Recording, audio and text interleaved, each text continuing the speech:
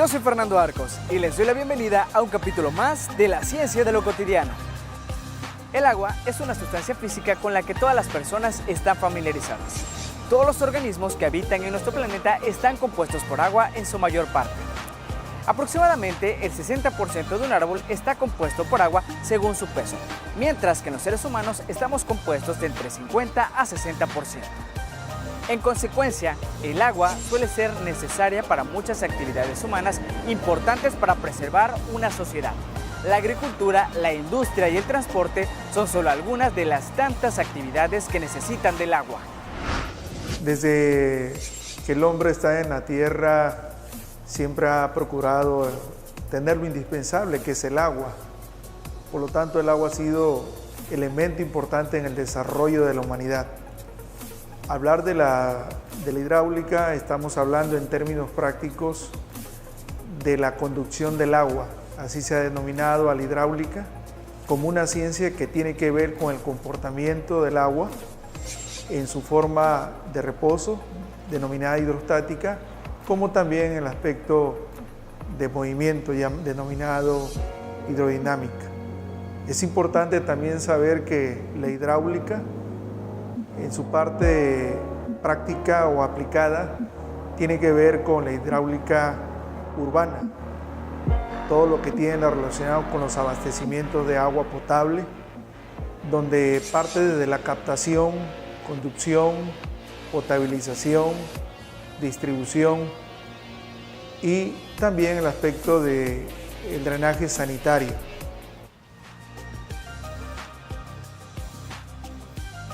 La recolección y almacenamiento del agua pluvial fueron prácticas muy comunes en Mesoamérica desde tiempos muy antiguos, fueran recipientes, depósitos subterráneos o a cielo abierto. Estas fueron prácticas muy comunes que se realizaron desde la antigüedad para dar paso a lo que hoy conocemos como hidráulica. Los primeros vestigios que se tiene dentro de la historia a nivel mundial y México están relacionados con la rueda hidráulica. Esta precisamente son los griegos en el siglo III a.C. que lo utilizaron especialmente para bombear agua. También conocemos otro vestigio que se ha encontrado en los egipcios en el siglo II a.C. que tiene que ver con la primer bomba, y para nosotros la conocemos como la jeringa, donde ellos la utilizaban para embalsamar cuerpos. En México, en la antigüedad, podemos decir en la época de los aztecas, para contener el lago de Texcoco, se construyeron bordos. Estos bordos permitían precisamente que el agua no se saliera de estos lagos y no inundara a Tenochtitlan, aunque llegó un momento en que ocurrió. Posteriormente también se construyó un acueducto importante de los manantiales que venían de Chapultepec hacia Tenochtitlan, y un gran rey de esa época de Texcoco, llamado Nezahualcóyotl, fue el diseñador. Se ha considerado, según la historia en México, como el primer gran hidráulico en nuestro país. Cuando el agua fluye o cae, se puede generar energía. La generación de energía suele llevarse a cabo por medio de grandes plantas hidroeléctricas, con una serie de pasos y varios aparatos. La fuerza del agua puede ser utilizada para producir electricidad. Hablamos de las centrales hidroeléctricas que están al pie de los escurrimientos, en el caso de los ríos. Se deriva el agua y es aprovechada su caída. Son las más utilizadas o socorridas a nivel mundial. Su potencia generada son de valores medios. El segundo son las centrales hidroeléctricas de embalses, conocidas por todos como el sistema hidroeléctrico del Alto Grijalva, la presa Angostura, la presa Peñitas, Malpaso y también Chicoacén. Todas estas son embalses importantes que se utilizan en diferentes, durante el día, la noche, y para cubrir la demanda regional y nacional del país. Hay una central hidroeléctrica que se ha denominado reversible. que son dos embalses. El primero de ellos se genera la energía eléctrica y en el segundo se bombea el agua hacia el primer embalse. Son de bajo rendimiento, pero se han utilizado también en zonas específicas a nivel mundial.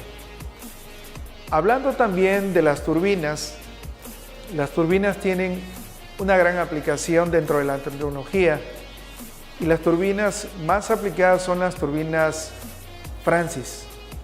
Son para gastos medios, caídas intermedias, y las turbinas Pelton son para caídas grandes y gastos pequeños. Y para grandes hidroeléctricas estamos hablando de las turbinas Kaplan. Su caída es de 35 metros aproximadamente, pero los gastos son importantes. Una de ellas podemos definirla para la presa Peñitas. Para salvar la vida en nuestro planeta, el ser humano busca explotar los recursos a su alrededor, saber cuál es su alcance y cómo utilizar recursos naturales como el agua. Pero cuando hablamos de cómo determinar si un sitio es factible para ser aprovechado para energía eléctrica, se hacen los primeros estudios. Uno de ellos es medir los escurrimientos. En este caso, a partir del año de 1937 que se creó la Comisión Federal de Electricidad, se han estado estudiando los diferentes sitios importantes del país.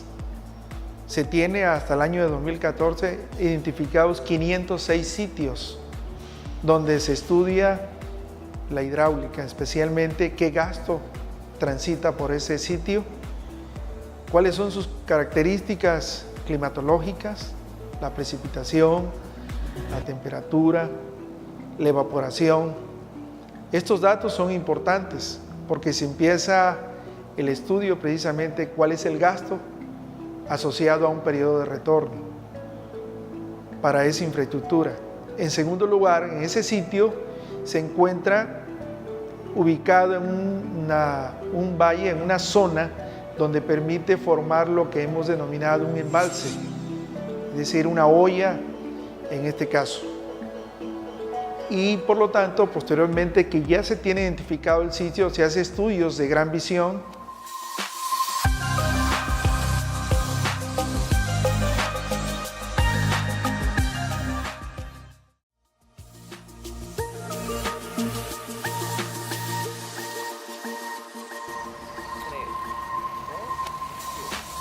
Las plantas hidroeléctricas aportan el 20% de la energía eléctrica mundial y el 6% de la energía comercial. Países como Noruega, Nueva Zelanda, China o Estados Unidos tienen alta concentración de esta energía. Pero, ¿cuál es la posición de México ante esta práctica? Y entonces este cambio se está dando. Hoy, dentro de las energías renovables, podemos hablar de las hidroeléctricas, de las grandes hidroeléctricas como de las pequeñas hidroeléctricas o mini centrales hidroeléctricas o micro hidroeléctricas. También podemos hablar del viento, energía eólica, y podemos hablar de la radiación solar, de las celdas fotovoltaicas que nuestro país está haciendo también como parte importante de suministro de energía eléctrica. No olvidando que un porcentaje bajo también tenemos de energía nuclear, como es la Laguna Verde. Pero en todo ello México tiene la disponibilidad. Se requieren los recursos económicos. Se ha hecho estudios previos que el recurso humano existe, la tecnología existe. Por lo tanto, en la medida que se vaya requiriendo la energía eléctrica en diferentes localidades de nuestro país, se va a ir suministrando por diferentes alternativas, llámense por combustibles fósiles o en este caso por energía renovable, que es la tendencia a nivel nacional y a nivel internacional. La fuerza o energía que genera el agua mediante ríos y mares suele ser en ocasiones difícil e imposible de controlar. Uno de los fenómenos que surge del increíble poder de la fuerza del agua son las inundaciones. Situación que consiste en que el agua cubre un terreno que normalmente no tiene agua. En pocas palabras, el agua se desborda y cubre una tierra que suele estar seca. Por ejemplo, una inundación puede darse en una superficie que normalmente no está ocupada por el agua y de repente se presenta una crecida de los ríos y este se desborda sobre la ribera del mismo y inundando una zona, ¿no? Otro tipo de inundaciones pueden darse cuando se precipitan grandes cantidades de agua en una zona donde tiene una deficiencia de drenaje. Estas inundaciones también se nos pueden presentar cuando son por efectos antropogénicos. ¿Cómo se da esto? Por efectos antropogénicos puede ser que cuando construyes una presa, por necesidad de construir la presa, inundas una zona que habitualmente no se encuentra inundada. Al construir la presa, inundas esta zona para hacer la represa y para hacer el vaso de la presa. Pero también puede darse por efecto de fallas a estas represas. Entonces, una zona que se encontraba protegida por esta represa, al fallar esta represa, estos bordos, se precipita el agua sobre la zona protegida y se presenta la inundación. Existen varios beneficios por utilizar la energía del agua. La energía hidráulica genera grandes cantidades de energía útil, bajos costos de operación y de mantenimiento. En el Alto Grijalba, como les comentaba, existen 4 presas. Son de las más importantes, el sistema hidráulico de presas más importante del país. La presa Angostura, que es la primera represa que se encuentra en el Alto Grijalba, en la zona más alta sobre Chiapas, es la más importante y más grande del país. Esta tiene funciones de regulación de los escurrimientos, una gran capacidad de embalse y por lo tanto una gran capacidad de control de inundaciones. Pero a su vez también esta tiene funciones de riego agrícola y de generación de energía. Posteriormente a esta presa de la Angostura que se encuentra en el Alto Grijalba, yendo en el sentido de la descarga de los ríos hacia aguas abajo, yendo hacia la planicie tabasqueña, encontramos con una presa bastante pequeña en cuanto a embalse, pero de gran tamaño en cuanto a carga hidráulica. Esta presa se llama Chicoacén y es la más importante en generación de energía eléctrica. Posteriormente de esta presa, que no tiene funciones de regulación de caudales, de control de inundaciones, viene otra gran presa que se llama Malpaso. Esta presa Malpaso es la 4ª más grande del país y esta sí, por su gran tamaño de embalse, por su gran capacidad de regulación, ayuda a controlar y prevenir inundaciones. Esta presa también tiene con funciones riego agrícola, tiene funciones también de generación de energía y ahora también se le está dando un uso muy importante a lo que es la acuacultura. Y después de esta presa de Malpaso, en ese mismo sentido, en el sentido de la descarga de los ríos, llegando hacia la planicie tabasqueña, ya rayando con el estado, se encuentra la presa de Peñitas.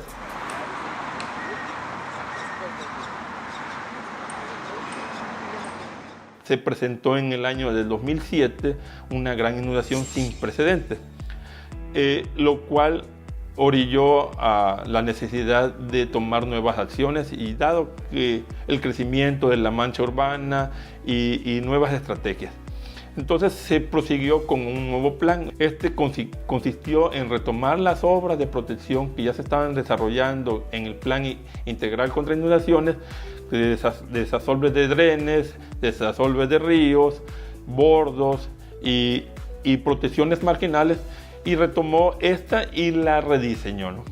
En las obras que retomó y que rediseñó consistió en hacer una obra de derivación lateral sobre el río de la Sierra. Entonces se tomaron nuevas acciones. Una de las acciones fue construir sobre el río de la Sierra, dado que este fue uno de los causantes de la inundación del 2007, si no fue el más importante, fue uno de los más importantes.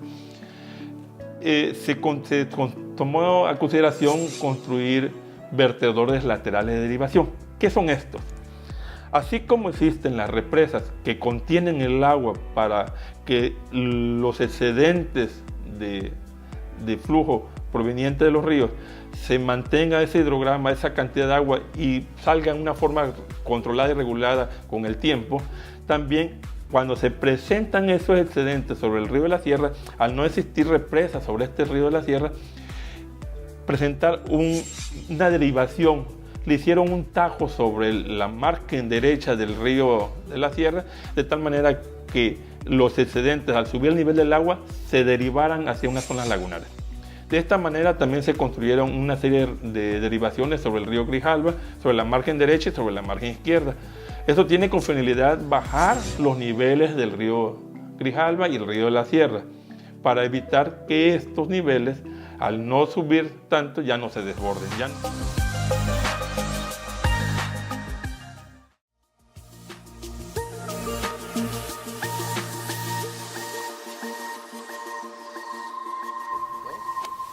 Tabasco tiene el 35% del agua de México. Solo la cuenca hidrológica del Usumacinta-Grijalva capta el agua de las tierras altas de México y Guatemala. Esto nos convierte en un estado propenso en inundaciones, razón por la que se deben diseñar proyectos y medidas para mantener el control de los ríos. Bueno, como todos sabemos, nuestro estado se encuentra en la planicie costera del Golfo de México y como toda planicie está en formación a través de los cientos y miles de años. Esta planicie en formación pues, está sometida a grandes procesos de inundación. Si bien sabemos que sobre el estado pasan 115,000 millones de metros cúbicos anuales, esto es del orden del 30% de los escurrimientos nacionales. Bueno, estos escurrimientos pues, provocaban grandes inundaciones naturales en la zona de la planicie. ¿Y qué se han venido haciendo? Para controlar estos grandes caudales de escurrimientos, una medida para mitigar estos caudales fue la construcción de presas hidráulicas. Estas presas hidráulicas tienen la capacidad de regular estas avenidas. Con retenerlas en un gran embalse, se puede evitar esos caudales grandes sobre los ríos y que estos a su vez ya no se desborden. Posteriormente se construyeron obras como desasolves, como bordos de protección, que estos han sido una serie de planes hidráulicos que se han ido construyendo a través de los años. Y estas obras de protección también han sido los bordos, como les comentaba, que para evitar que se inunden nuevas zonas y pues, tengamos más zonas libres de inundaciones, ¿no? Los Países Bajos, que deben su denominación a su geografía, eligieron un mix de tecnología y vuelta a soluciones milenarias para salvar a 9 millones de personas que habitan en riesgos de constantes inundaciones. Es por ello que son un punto referente de la ingeniería hidráulica. Si nos comparamos bien, nos podemos comparar con Holanda. Holanda es un país bajo donde ha sido sujeto a grandes inundaciones, pero este país nos lleva una gran ventaja en cuanto a tiempo. Tienen 500 años de cultura del agua. 500 años de cultura del agua lo ha llevado a una perfección para el manejo del agua.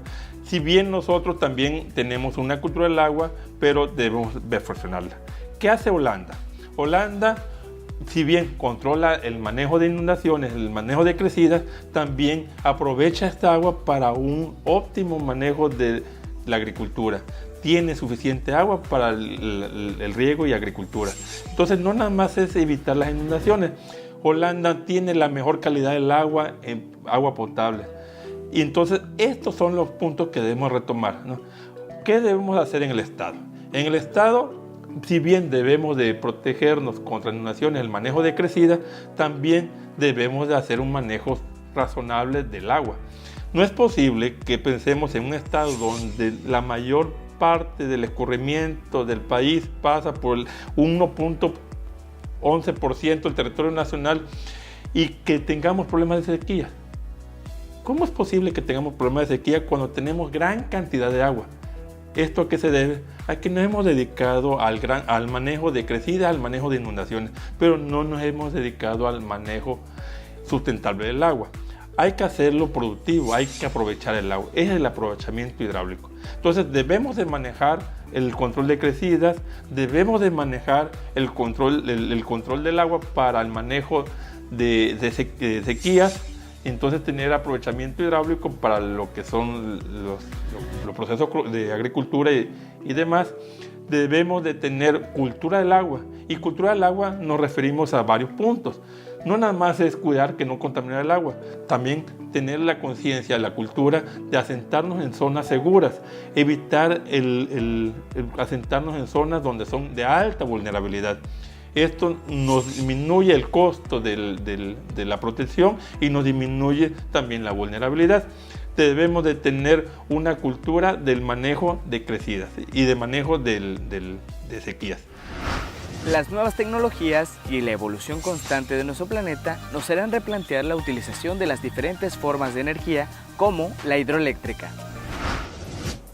Tiene un gran futuro, siempre y cuando se tenga que normar todo el aspecto medioambiental y su impacto también en aguas abajo de las presas.